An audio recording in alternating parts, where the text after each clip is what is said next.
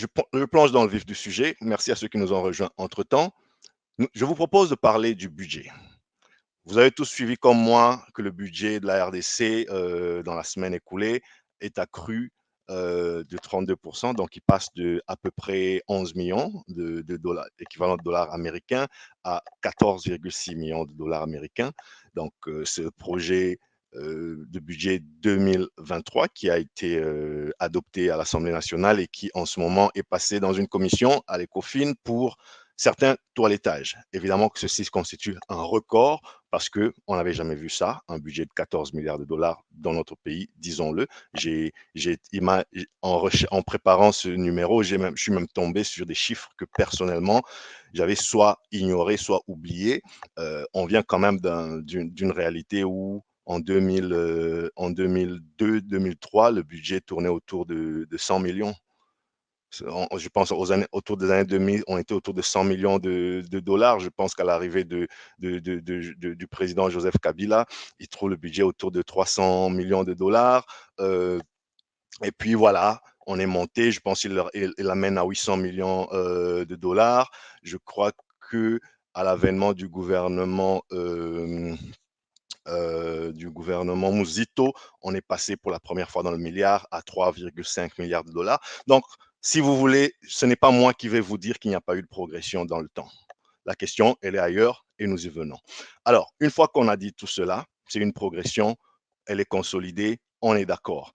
Il faut aussi quand même un peu, tout simplement, préciser c'est quoi un budget national parce qu'à force de se le répéter, il y en a qui connaissent tellement trop bien et qui oublient que peut-être qu'il y en a qui ont besoin d'être un peu rappelés pour que chaque fois que l'on pérore sur ces sujets, chaque fois que vous et moi on s'égosille sur ces sujets, on se rappelle tout simplement de quoi nous sommes en train de parler. Alors là, on parle de prévision. Le budget, c'est des prévisions de dépenses et de recettes, un peu comme dans nos vies personnelles, vous et moi. C'est-à-dire, au début de l'année, on planifie les dépenses, les recettes. D'accord. Et puis, voilà, je me dis, bon, cette année, voilà, avec mon salaire de 100, bon, je vais le gagner 12 fois parce que je suis salarié mensuel. Donc, je prévois gagner 1200 cette année, 100 fois 12. Et puis, mon loyer, c'est 20. Et puis, mon carburant, ça me prend à peu près autant. Voilà, c'est un peu ce que vous faites avec madame, avec monsieur, avec vos enfants tous les mois. C'est le principe est le même. Maintenant, l'échelle, elle est beaucoup plus grande, les impondérables sont beaucoup plus grands lorsqu'il s'agit de parler d'un pays. Et donc, puisque ce sont des prévisions, elles ne sont pas toujours certaines. C'est comme la météo. Elles sont donc, et c'est le cas de se dire, sujettes à plusieurs intempéries, plusieurs facteurs, qui certains sont contrôlés, d'autres le sont beaucoup moins. Voyez-vous? Par exemple, ce budget ici, quand vous regardez, il est sujet, et en général, un budget, il est sujet au PIB, c'est-à-dire à la richesse qu'aura produite le pays dans l'année en question. C'est comme moi, je vous ramène à l'exemple de famille. J'ai fait un budget, j'ai promis d'acheter une chaussure à mon fils, j'ai promis d'acheter une robe à ma fille, j'ai promis des vacances à mes enfants, mais tout cela part du principe que je vais garder mon emploi, je vais gagner pareil ou plus que je gagne aujourd'hui. Parce que si entre-temps le chômage frappe, si entre-temps il y a un truc qui arrive, eh ben, la chaussure, elle risque de tarder à arriver, les vacances, on va mettre une croix, etc., etc. Vous voyez le principe. Donc, par exemple, cette année, le budget congolais, je pense il est sujet à certaines conditions, certains impondérables. Par exemple, un PIB de 6,7%. Si on fait moins que ça sera difficile à tenir. Un taux d'inflation moyen de 8,9%.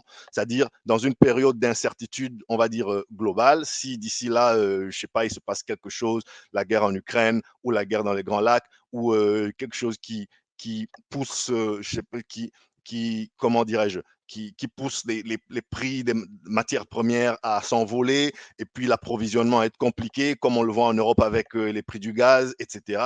Eh ben, ça crée de l'inflation. Et si on se retrouve à une inflation supérieure à 8%, eh ben, ce budget-là, il sera difficile à tenir.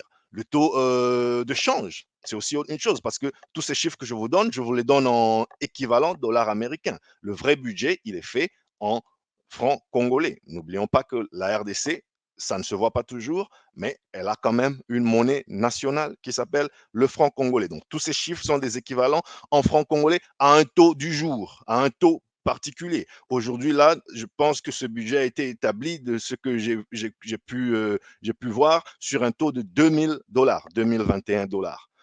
Pardon, francs congolais, c'est-à-dire un taux d'1 $ pour 2021 francs congolais. Donc, si dans 6 mois, il se passait des choses qui font que le franc congolais périclite et qui s'échange à 3000 francs congolais le dollar, évidemment que ce budget-là aura du mal à être respecté. Il y a aussi, par exemple, la pression fiscale.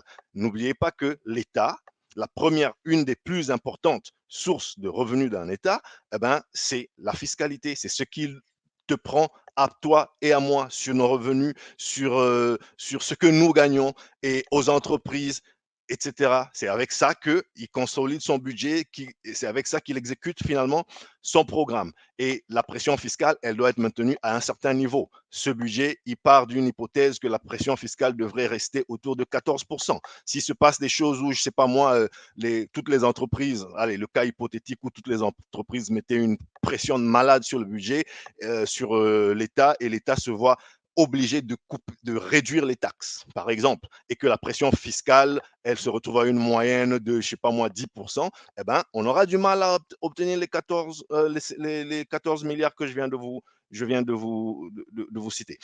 Et quand on parle de pression fiscale, je vous rappelle que la pression fiscale, c'est la moyenne de à peu près ce que l'État prend sur tout le monde. D'accord? Parce que pour les employés, l'impôt sur le revenu, il a un certain pourcentage, mais les plus riches, ils sont taxés différemment.